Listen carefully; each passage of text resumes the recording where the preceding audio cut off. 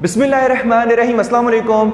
My name is सफ़र एहसान and this is your channel physics का सफ़र। आज के लेक्चर में जो टॉपिक हम डिस्कस करने वाले हैं उसका नाम है centre of mass of uniform solid cylinder.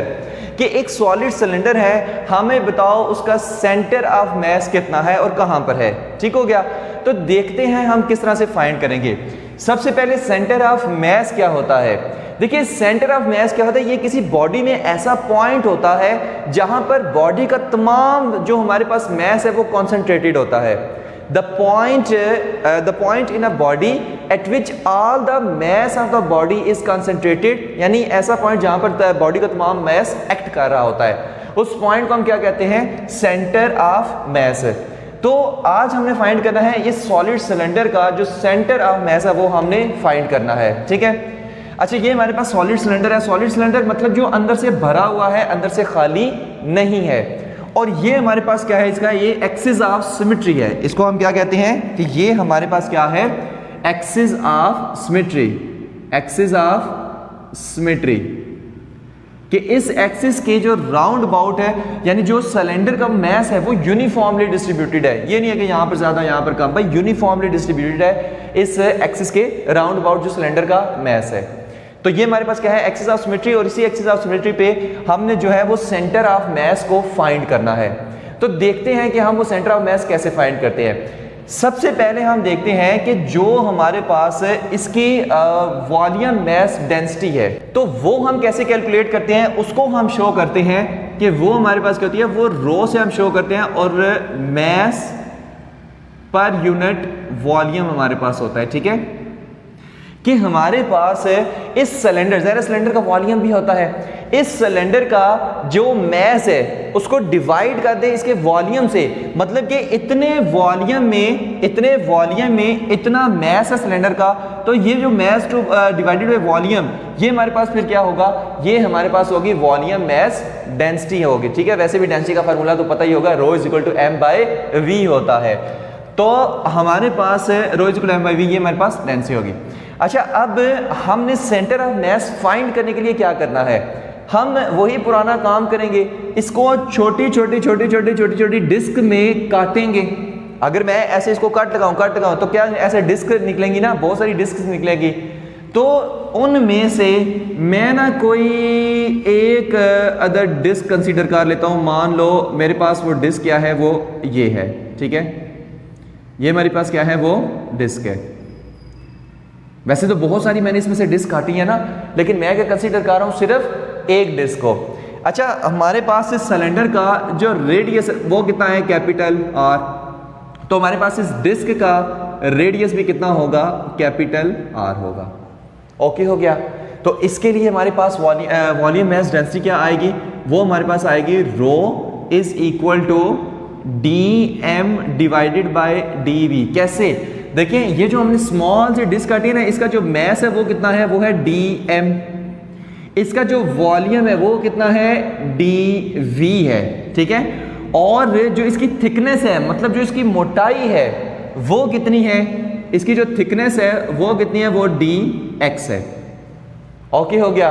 तो अब देखते हैं हम इसको कैसे कैलकुलेट करेंगे। तो देखिए यहां पर पहले मैं इस छोटी सी जो हमारे पास ये जो डिस्क हमने ली हुई है, ठीक है, जो हमने इसमें से काटी है, पहले मैं इसका मास फाइंड करूंगा, उसके बाद फिर मैं पूरे सिलेंडर का मास फाइंड करूंगा, उसके बाद मैं सेंटर ऑफ मास की तरफ आऊंगा। तो यहां से फिर मैं लिख सकता हूं कि d m is equal to rho d v, और जो वॉल्यूम है उसको हम क्या लिखते हैं, d m is equal to rho area into जो लेंथ होती है या जिसकी थिकनेस है। ठीक है, मतलब फॉर एग्जांपल ये मेरे पास डिस्क है ना, अब डिस्क का जो एरिया है उसको हम क्या ले रहे हैं, ए ले रहे हैं, और जो डिस्क की थिकनेस है उसको हम क्या ले रहे हैं, डी एक्स ले रहे हैं। तो ये हमारे पास वॉल्यूम होता है। देखिए एरिया की यूनिट मीटर स्क्वायर और डी एक्स मीटर, तो मीटर स्क्वायर इंटू मीटर क्या होता है, मीटर क्यूब, और मीटर क्यूब वॉल्यूम की यूनिट होती है। ओके हो गया। तो इसको फिर हम क्या लिखेंगे कि d m is equal to rho area की जगह, देखिए एक सर्कल से बनाती है ना डिस्क, तो सर्कल का एरिया हम कैसे निकालते हैं, pi are square, where R is radius of disc, और डिस्क का रेडियस और सिलेंडर का रेडियस सेम ही है। ठीक है, अच्छा साथ में आगे क्या आ जाएगा, डी एक्स। ठीक हो गया।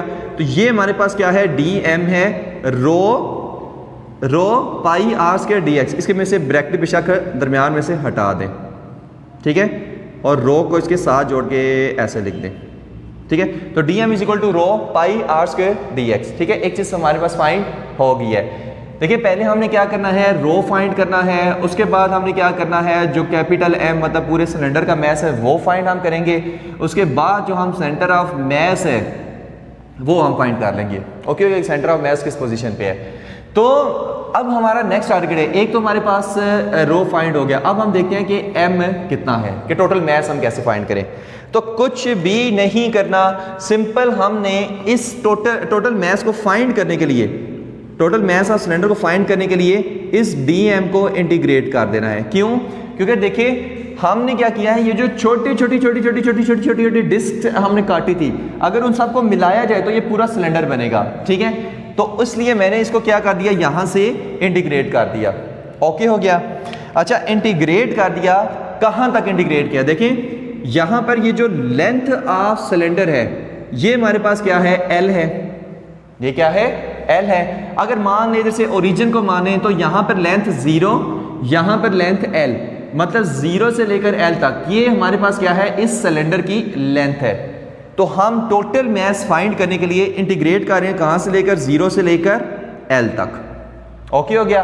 तो अब इस डीएम की वैल्यू को इधर पुट करेंगे, तो m is equal to integral of 0 से लेकर एल तक और rho pi are square d x आ जाएगा, ठीक हो गया। अच्छा, यहां से जो कांस्टेंट टर्म्स हैं उसको हम बाहर निकाल लेते हैं। कांस्टेंट कौन सी है, रो कांस्टेंट है, पाई कांस्टेंट है, आर स्क्वायर कांस्टेंट है। तो m is equal to integral of 0 से लेकर l तक और बाहर हमारे पास क्या आ जाएगा, रो बाहर आ जाएगा, पाई बाहर आ जाएगा, आर स्क्वायर बाहर आ जाएगा, अंदर क्या बचेगा, 1 dx, ठीक हो गया। और dx का इंटीग्रल क्या होता है, सिंपल x होता है। तो m इज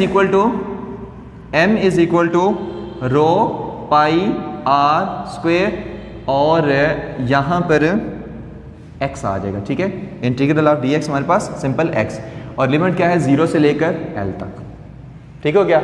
अच्छा, जब हम इसमें पुट करेंगे लिमिट तो क्या आएगा, l माइनस 0 आएगा, यानी सिंपल l। तो capital M is equal to rho pi are square और यहां पर क्या आ जाएगा, L आ जाएगा। ये हमारे पास क्या है, मैस ऑफ सिलेंडर है, ये हमारे पास क्या है, मैस ऑफ सिलेंडर है, यानी मैस ऑफ सिलेंडर भी हमारे पास फाइंड हो गया, ठीक है। अब हम फाइंड करते हैं कि सेंटर ऑफ मैस हम किस तरह से फाइंड करें, ठीक है।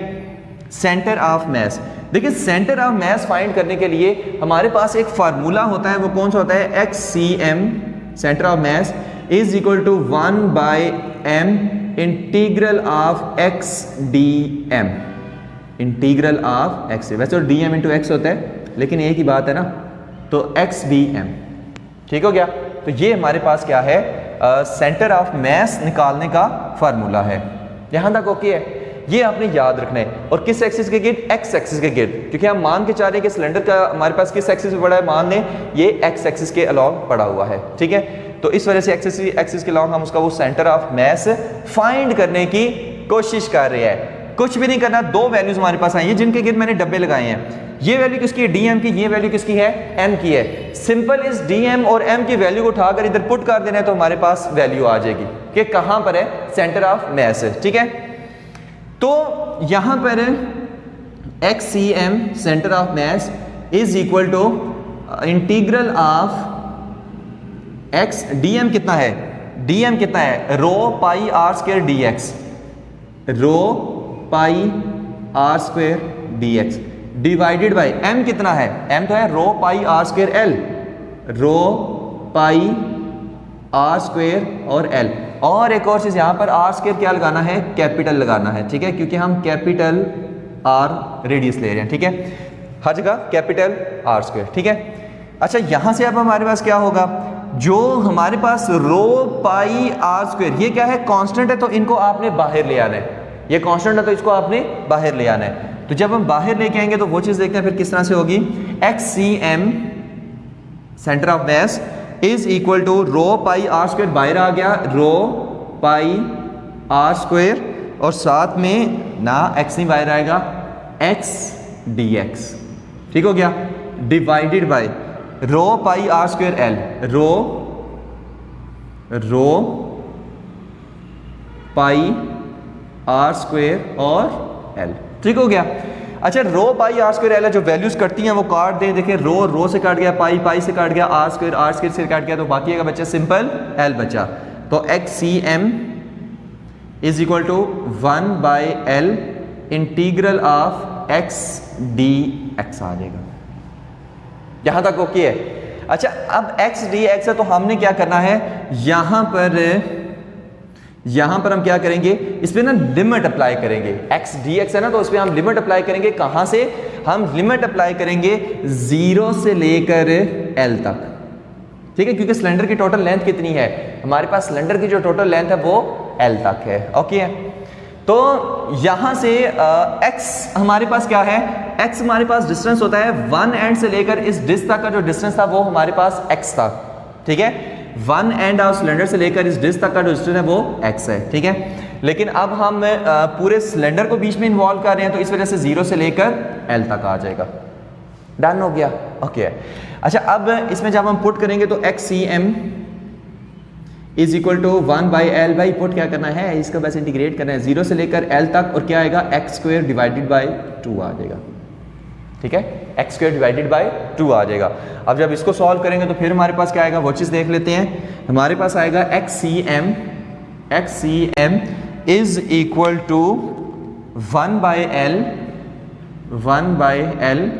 और यहाँ पर क्या आएगा, L स्क्वायर माइनस 0 का स्क्वायर डिवाइडेड बाय 2 आ जाएगा, और x C M is equal to 1/L और L स्क्वायर डिवाइडेड बाय 2 आ जाएगा, और ये L इस L से गया, स्क्वायर से गया, तो x C M is equal to हमारे पास क्या आ जाएगा, L/2 आ जाएगा। ठीक हो गया। या आप इसको ऐसे लिख लें, या आप इसको लिख लें कि x C M is equal to 1/2L, यानी कि जो सेंटर ऑफ मैस होगा इस सिलेंडर का वो हमारे पास लेंथ के हाफ में होगा। यानी अगर ये हमारे पास लेंथ इधर है ना, तो हमारे पास इसका हाफ इधर बना है, तो कहीं यहां पर हमारे पास इसका सेंटर ऑफ मैस होगा। और सिलेंडर, ठीक है, L/2 आ रहा है ना, तो पूरी लेंथ कितनी है L, और हाफ लेंथ कितनी है L/2, तो कहीं यहां पर हमारे पास एक्सिस ऑफ सिमेट्री पे कहीं यहां पर हमारे पास जो सेंटर ऑफ मैस है वो होगा। ठीक है, तो यही हम कब से फाइंड करने की कोशिश कर रहे थे। तो ये था हमारा आज का लेक्चर। होप्स हो कि आपको समझ आ गया होगा। Thank you very much. Allah Hafiz.